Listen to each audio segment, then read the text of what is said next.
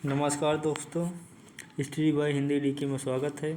हम पढ़ रहे थे अलंकार परिजात नरोत्तम दास स्वामी की बुक का रिवीजन कर रहे थे, जिसमें हम अर्थालंकार पढ़ रहे थे। अर्थालंकार की आज कला संख्या 4 है, जिसमें हम पढ़ेंगे आज उत्प्रेक्षालंकार।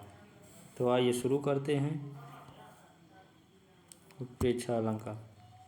जब एक वस्तु के दूसरी वस्तु की संभावना की जाए, अर्थात एक वस्तु को दूसरी वस्तु मान ली जाए, वहाँ पर उत्प्रेक्षालंकार होता है। टिप्पणी: दोनों वस्तुओं में कोई समान धर्म होने के कारण जैसी संभावना की जाती है, संभावना करने के लिए कुछ शब्दों का प्रयोग किया जाता है जो उत्प्रेक्षावाचक शब्द कहे जाते हैं, यथा जिसमें समान धर्म होता है मानो, मनो, मनु, मनहु, जानो, जनु, सा इत्यादि। उदाहरण देखते हैं। नेत्र मानो कमल है, यहाँ मानो साधारण धर्म है, समान धर्म है। नेत्र वास्तव में कमल नहीं है, परंतु मान लिया है, संभावना कर ली गई है कि वे कमल है।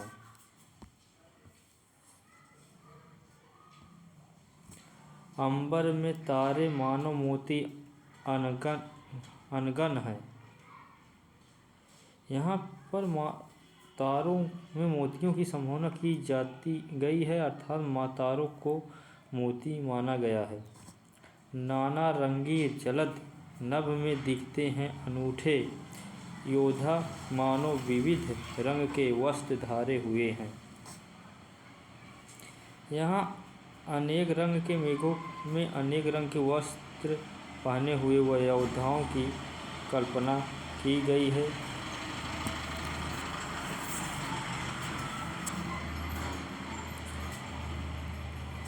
कहती हुई यो उत्तरा के नेत्र जल से भर गए, हिम के कणों से पूर्ण मानो हो गए पंकज। यहाँ आंसुओं से भरे हुए उत्तरा के नेत्र में ओस कण युक्त पंकजों की संभावना की गई है। अति कटु वचन कहिन कैकेयी, मनहु लोग जरे पर देई। यहाँ पर कैकेयी के कुछ कटु वचन हैं।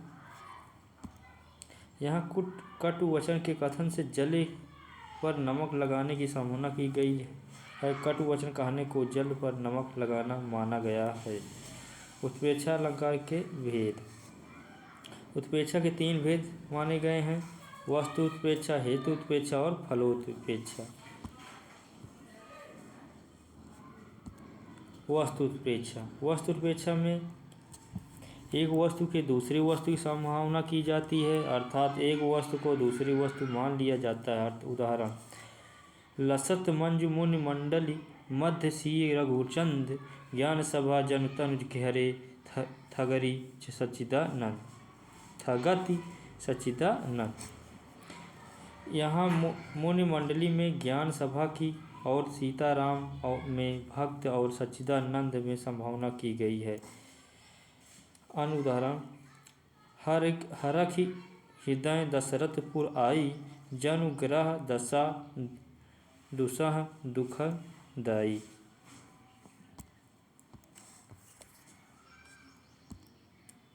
यहाँ सरस्वती की अयोध्या का दुस्साहस ग्रहण दशा माना गया है।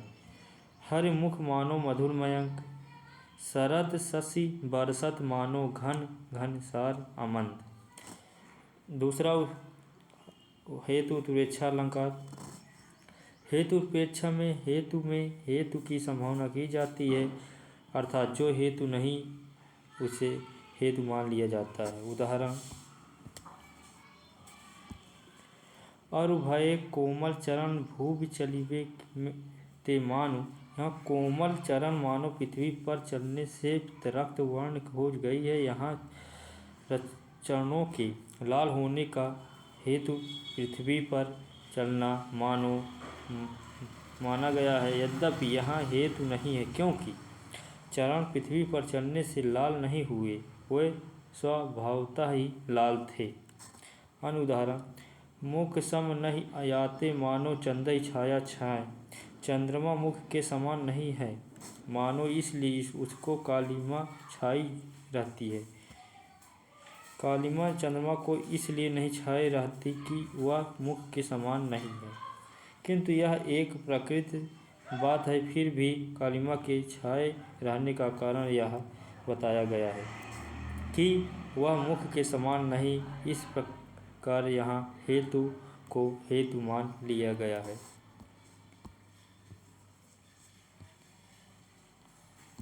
दूसरा है उदाहरण, मुख सम नहीं आते कमल मनु जल रहो छिपाए। कमल जल में जाकर छिप गया, इसका कारण यह नहीं कि वह मुख के समान नहीं होने के कारण लज्जित हो रहा है, फिर भी इसको कारण माना गया है। इस प्रकार यहाँ हेतु में हेतु की संभावना की गई है। सोवत सीता नाथ के भृगु मुनि दीनी लात, भृगुकुलपति की गति हरि मानो सुमिर वह बात।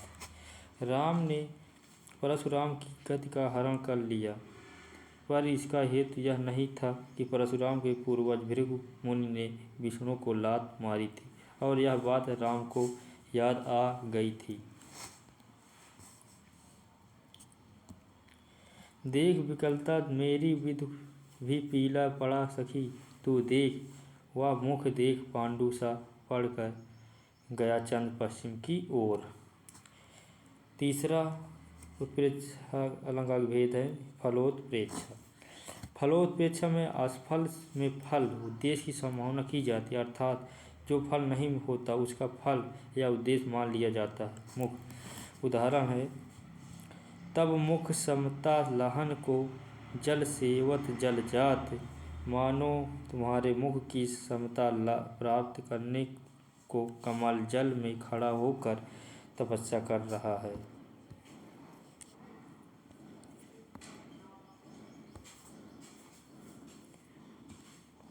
कमल में जल एक पैर अर्थात कमल नाल पर खड़ा रहता है, इस पर उद्देश्य से नहीं कि मुख की समता प्राप्त करे। मुख की समता प्राप्त करना उसका उद्देश्य नहीं है। वह इस फल को ध्यान में रखकर इस प्रकार खड़ा होने का कार्य नहीं करता कि आकांक्षा न होने पर भी इसकी संभावना की गई है, अतः फलोत्प्रेक्षा अलंकार है। रोज आन्हत है क्षीरदी में शशि, तो मुख की समता लहिबे को। चंद्रमा सदा नीर सागर में मग्न रहता है और उसका उद्देश्य यह नहीं होता कि मुख की समता प्राप्त करे। इस फल की कामना वह नहीं करता, पर माना गया है कि वह किसी फल की कामना करने के ऐसा करता है। इस प्रकार यहाँ फल को फल माना है, जिससे उत्प्रेक्षा अलंकार हुआ है।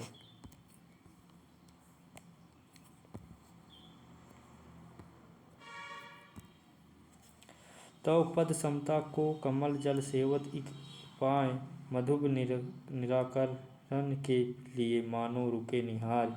दिनकर निज पर कर देत हैं सत दल दलन उघाय।